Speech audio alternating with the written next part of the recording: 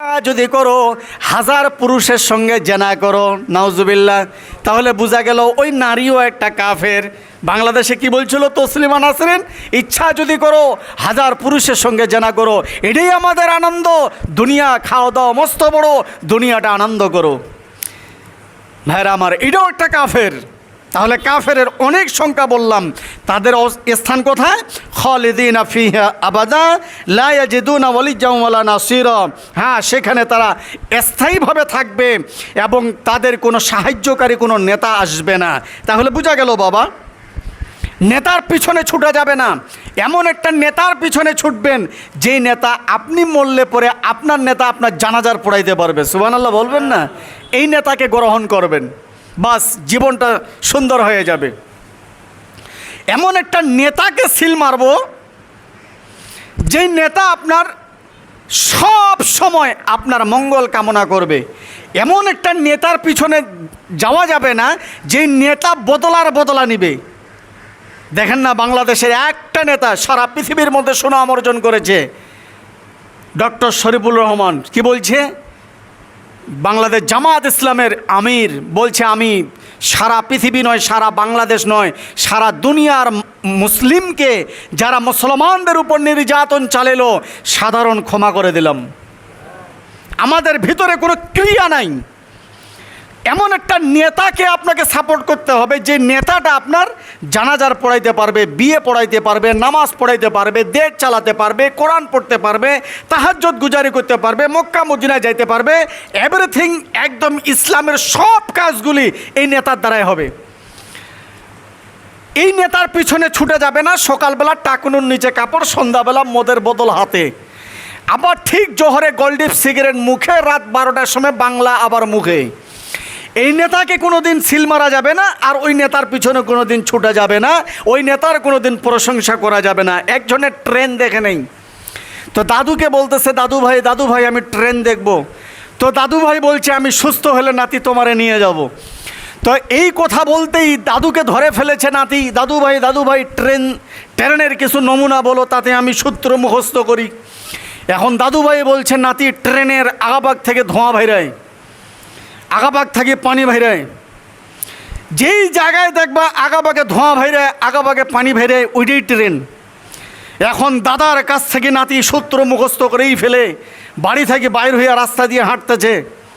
আমার দাদা ট্রেনের নমুনা আমাকে বলেছে, এক ভদ্রলোক নেতা, ভালো একজন নেতা, সিগারেট খোর পেশাবের চাবাইছে। দাদা সূত্র কি শিখেছে মুখস্থ? আগাবাগে ধোঁয়া বেড়ে, আগাবাগে পানি বেড়ে, ওইটাই ট্রেন। এখন নাতি সূত্র মুখস্থ করিয়ে রাস্তা দিয়ে হেঁটে যাচ্ছে। এক নেতা, তার সিগারেটের নিশা আসে, পেশাবের চাবু হয়েছে। তো আগাবাগের রানার তো বুঝেন, ফুল প্যানের রানার খুলে যাচ্ছেন, খুলিয়া আগাবাগে দাঁড়িয়ে পেশাব করেছে, আর আগাবাগে ধোঁয়া টানেছে। এখন নাতি দাদার সূত্র মুখস্থ করছে, এটাই বুঝি ট্রেন হবে। পিছাবাগ থেকে ঘাড়ে চড়ে বসেছে। আমি কি জন্য বুঝাচ্ছি যে এই সমস্ত নেতার পিছনে ঘোরা যাবে না, এই জন্যই এত দূর গেলাম। এই সমস্ত নেতার পিছনে ঘোরা যাবে না। এমন একটা নেতার পিছনে ছুটতে হবে, নেতা আজান দিতে পারবে, সুবহানাল্লাহ, নেতা ইমামতি করতে পারবে, নেতা জানাজার পড়াতে পারবে, নেতা কোরআন পড়তে পারবে, নেতা দেশ চালাতে পারবে, নেতা সংসদ ভবনে যাইতে পারবে, নেতা মানুষের সঙ্গে কথা বলতে পারবে, নেতা সকাল সন্ধ্যা কোরআন তেলাওয়াত করতে পারবে, নেতা তাহাজ্জুদ পড়বে। এই নেতাকে সিল মারতে হবে, তাহলে জীবন বদলে যাবে। সুবহানাল্লাহ। ভাইরা আমার, তাহলে আল্লাহ কি বলেন দেখেন, ইয়াউমা তুকাল্লাবু ওয়ুজুহুহুম ফিন্নার। ওই সমস্ত নেতার পিছনে তোমরা যদি ছোটো, তাহলে সেদিন অগ্নিকুণ্ডে তোমাদের হাত মুখ মণ্ডলগুলি, ওয়ুজুহুহুম, ওই যে আমরা বলি না নামাজের আগে উজু করে রে, উজু করো, ওই ওয়ুজুহুহুম ফিন্নার, তোমাদের মুখমণ্ডলগুলি জাহান্নামের আগুন দিয়া উলট পালট করে দেওয়া হবে। ইয়াকুলুনা, তারা বলবে, তারা বলতে এরা, এই সমস্ত দর্শকরা বলবে, ইয়াকুলুনা, তারা বলবে, কই কোথায় গেল? হ্যাঁ, তারা বলবে সেই দিন, ইয়া লাইতানা আতানাল্লাহ, হায় আফসোস, ইয়া লাইতানা, হায় আফসোস, আতন আল্লাহ, আমরা যদি এতাত করতাম, আতন আল্লাহ, আমরা যদি আনুগত্য করতাম, আমরা যদি সিজদা দিতাম, কাকে বলেন? আল্লাহকে। সুবহানাল্লাহ। আল্লাহকে যদি সিজদা দিতাম, ওয়া আতানা রাসূলা, এই যে আর এতাআত করতাম, আনুগত্য করতাম, আতানা আল্লাহ এর অর্থ হলো এতাআত করতাম, আনুগত্য করতাম, অনুগতশীল হতাম, অনুনয় বিনয় হতাম, তার কথা মানতাম, রাসূল আমাদের নেতার কথা যদি শুনতাম, তাহলে আজকে জাহান্নামে আমাদেরকে জ্বলতে হতো না। এরপরে বলেন ওয়াকালু রব্বানা, বামপন্থী রামপন্থী মানুষগুলি বলবে ওয়াকালু রব্বানা, হে আমার রব, ইন্না আতানা সাদাতানা ওয়া কুবারানা ফাআযাল্লুনা সাবিলা। হে আমার রব, ওই সমস্ত নেতাদেরকে জাহান্নামে দিয়ে দাও যেই সমস্ত নেতার পিছনে আপনি আমি দুনিয়ায় ছুটছি। এবার বিপক্ষ হইয়া ফির বলবো, হে আমার রব, ইন্না আতানা সাদাতানা কুবারানা ফাআযাল্লুনা সাবিলা।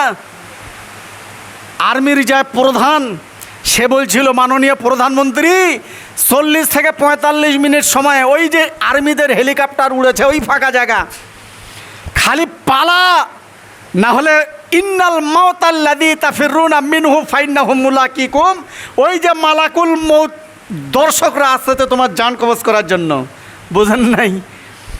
তো এই সমস্ত দর্শকরা হাসরের ময়দানে বলবে ওয়াকালু, হে আমার রব, আতানা আল্লাহ রব্বানা, হে আমার রব, ইন্না নিশ্চয়ই, আতানা সাদাতানা, হে আমার রব, এই সমস্ত বড় লোক আর এই সমস্ত নেতাদেরকে জাহান্নামে নিক্ষেপ করে দাও। আর কি করো, আমরা যদি আজকে আল্লাহর আনুগত্য করতাম, রাসূলের আনুগত্য করতাম, তাহলে এই জাহান্নামের হাবুডুবু উলট পালট আমাদেরকে খাইতে হইতো না। আলহামদুলিল্লাহ বলেন। সেই দিন তারা বলবে, এরপরে বলবে, হে আমার রব, এই সমস্ত নেতা আর বড়দেরকে জাহান্নামে নিক্ষেপ করো।